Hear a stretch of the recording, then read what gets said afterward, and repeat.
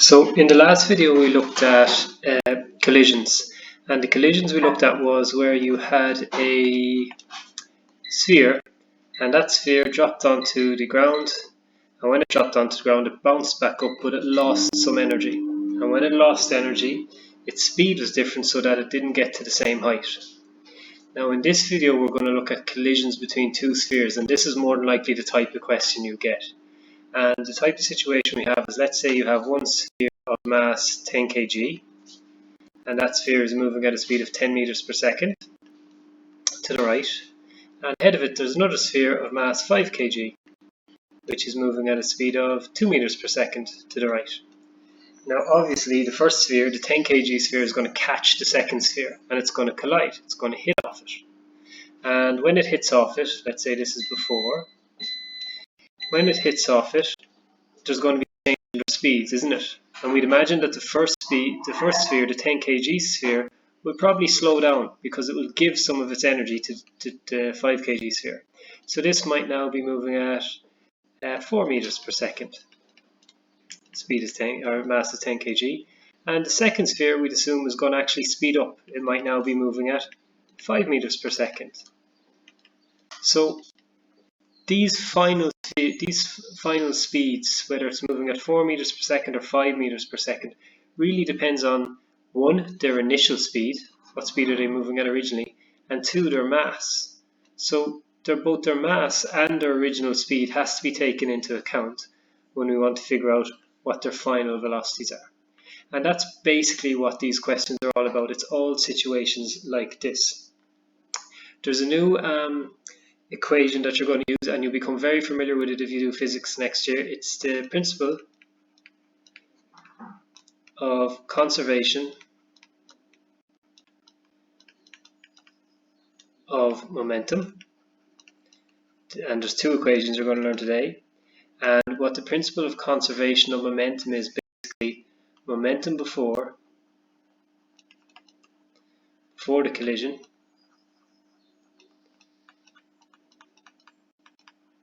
equals momentum after the collision.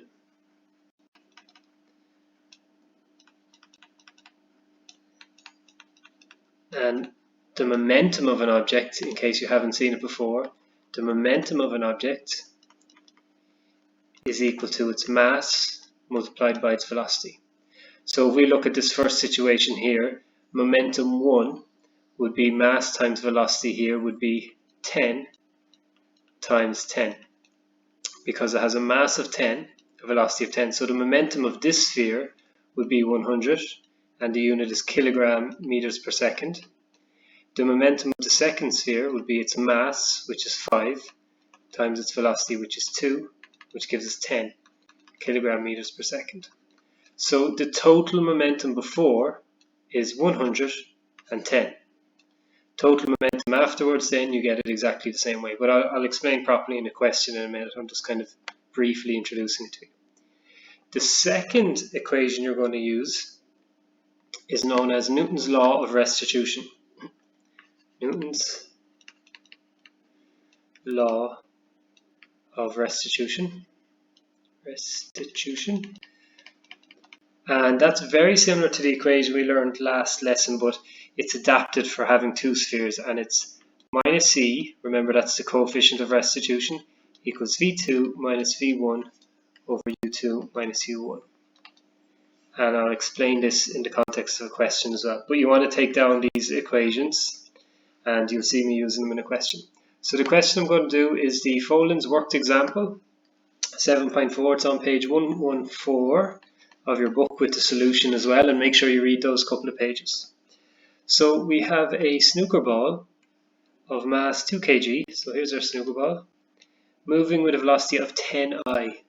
So because that's a positive 10, we can say it's moving to the right, 10I meters per second, and I just means it's only moving in the DI plane, in the horizontal plane. It collides with another ball of mass 3 kg, so here's the other ball, 3 kg, which is moving with a velocity of 1I, so 1I meters per second. Again, because that's a positive 1, it means it's moving to the right. But if they gave us a negative 1I, we'd have to say, well, that's moving to the left. And you use the equations the same way. You just make sure you put in a minus instead of a plus. The coefficient of restitution between the balls. So when those balls collide, their speeds, their velocities are going to change. But obviously the energy that's lost or the energy change that takes place depends on what material the balls are. So if you two ping pong balls, for example, they'd bounce off each other really quickly, but if you two snooker balls, they wouldn't bounce off each other the same. So that's our coefficient of restitution, E, and it's equal to 2 over 3. So find the velocity of each ball after impact. So the question is always the same kind of process. First thing you do is you use Newton's law of restitution, which I've just written down for you.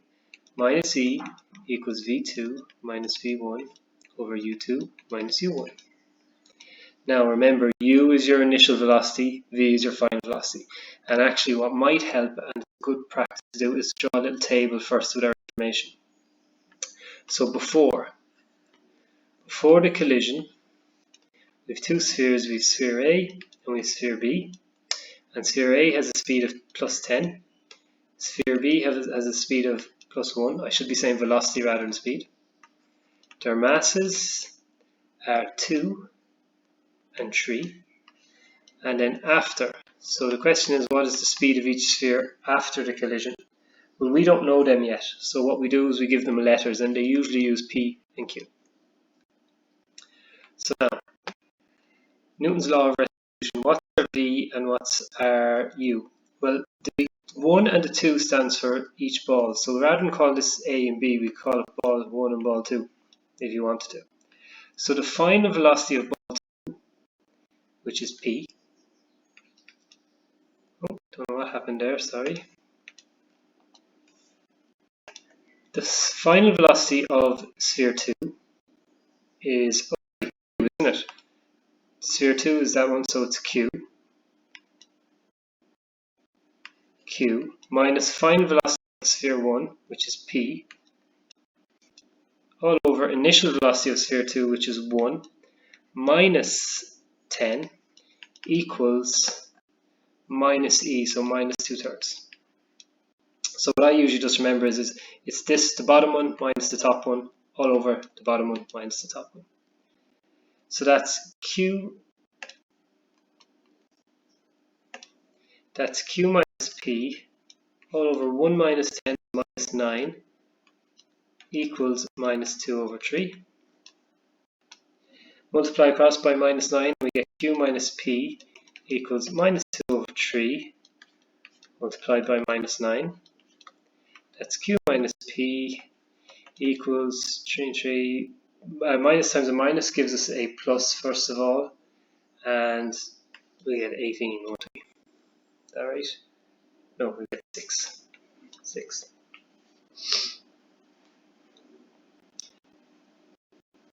So that's our first equation.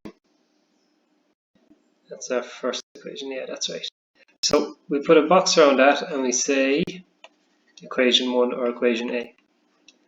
Okay, now what you see here is we have two variables, we have Q and we have P, but we can't solve for Q and P until we get another equation. If you have two variables, you need two equations, two simultaneous equations. So that's the first equation we use. The next equation we use is the principle of conservation of momentum, which is momentum before equals momentum after.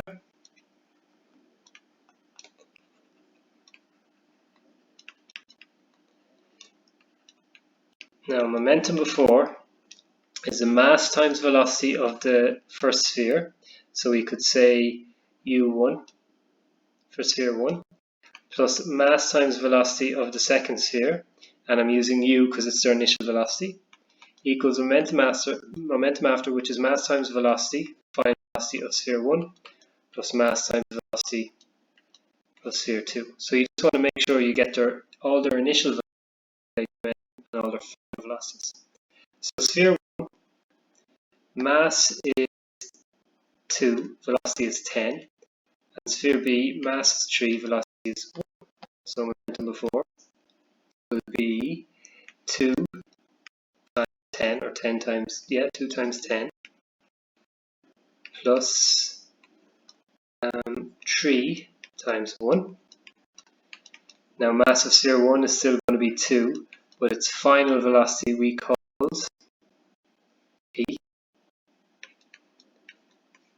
plus 3 times q, like that.